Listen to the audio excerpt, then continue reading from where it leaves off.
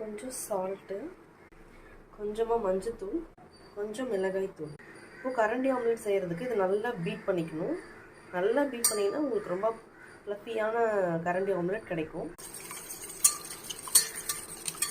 Egg ஃபுல்லாக beat பண்ணியாச்சு. இப்போது ஆனியன், பச்சை மிளகாய் ஆட் பண்ணிக்கிறேன்.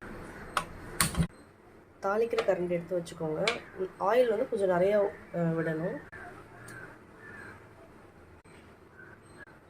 ஆயில் நல்லா ஹீட் ஆகட்டும்.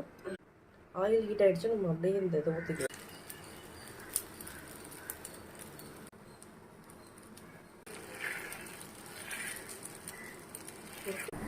போர்க் வச்சு திருப்பி போட்டுக்கோங்க.